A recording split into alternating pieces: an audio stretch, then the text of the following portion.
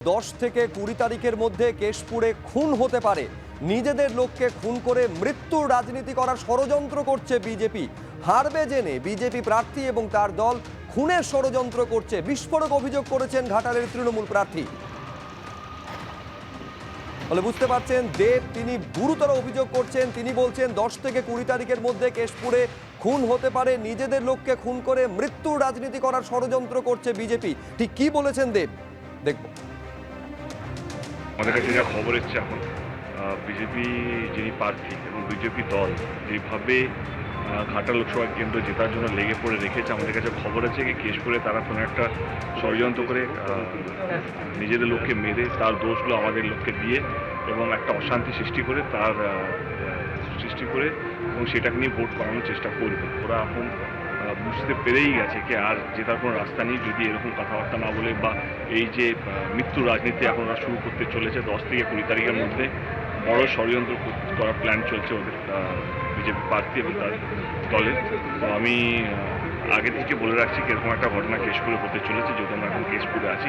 আমি কেশপুরে 10 বছর ধরে শান্তি রেখেছি, কেশপুরের মানুষকে ভালো রাখার চেষ্টা করেছি এবং জেতার জন্য বিজেপি দল এবং তার প্রার্থী যেভাবে উঠে পড়ে লেগেছে, যেভাবে সন্ত্রাস করার চেষ্টা করবে, তো সেটার জন্য আমি আগাম জানিয়ে রাখলাম চ্যানেলের মাধ্যমে, প্রেসের মাধ্যমে প্রশাসনের কাছে এবং ইলেকশন কমিশনের কাছে।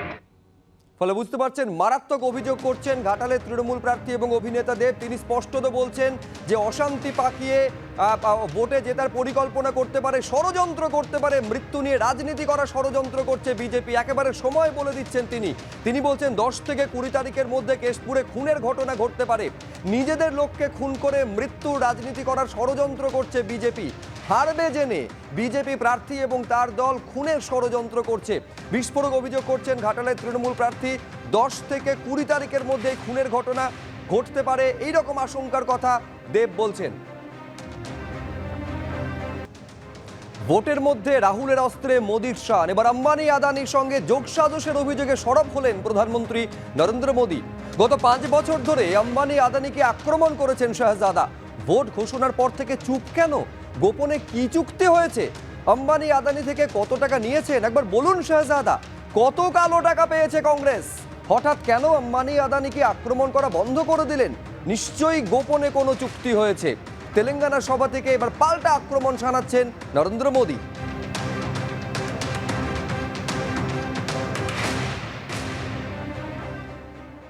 ये कांग्रेस के शहजादे पिछले 5 साल से एक ही माला जपते थे, 5 उद्योगपति, 5 उद्योगपति, 5 उद्योगपति। फिर धीरे धीरे कहने लगे अंबानी अडानी, अंबानी अडानी, अंबानी अडानी। 5 साल से। लेकिन जब से चुनाव घोषित हुआ है, इन्होंने अंबानी अडानी को गाली देना बंद कर दिया। मैं आज तेलंगाना की धरती से पूछना चाहता हूं, जरा ये शाहजादे घोषित करें कि चुनाव में ये अंबानी अडानी से कितना माल उठाया है, काले धन के कितने बोरे भर करके रुपये मारे हैं, क्या टेम्पो भर करके नोटे कांग्रेस के लिए पहुंची है, क्या सौदा हुआ है? आपने रातों रात अंबानी अडानी इनको गाली देना बंद कर दिया। जरूर दाल में कुछ काला है। প্রশ্ন এমন করা উচিত যে দুর্নীতিগ্রস্ত কেউ সাফাই দিতে হবে। এখনো এটাই প্রশ্ন, মোদির সঙ্গে আদানির সম্পর্ক কি? পাল্টা প্রশ্ন তুলে মোদিকে আক্রমণ শানিয়েছে কংগ্রেস। নরেন্দ্র মোদী আদানি আম্বানির বিরুদ্ধে গুরুতর অভিযোগ করছেন। আদানি আম্বানি বস্তা ভরে কালো টাকা দেন অভিযোগ করছেন স্বয়ং মোদী। অবশেষে রাহুল প্রধানমন্ত্রীকে দুর্নীতির কথা প্রকাশ করতে বাধ্য করেছেন। সোশ্যাল মিডিয়ায় পোস্ট করে পাল্টা আক্রমণে কংগ্রেস।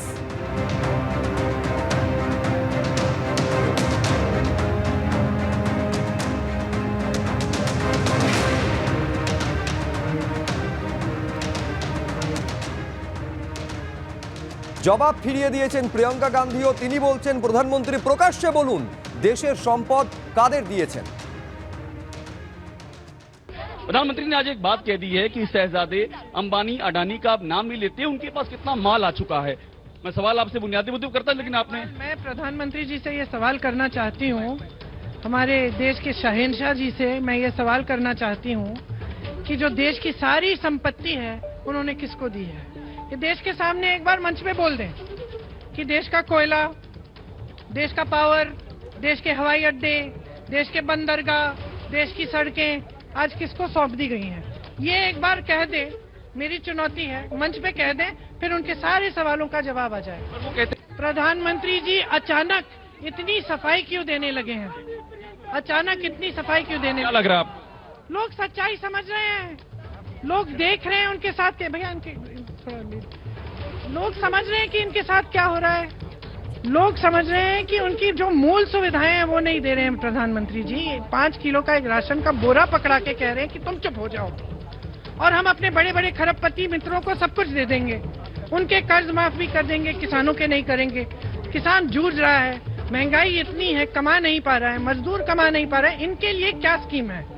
प्रधानमंत्री जी और उनके सारे नेताओं ने देश का ध्यान भटकाने के अलावा इन 10 सालों में क्या किया है?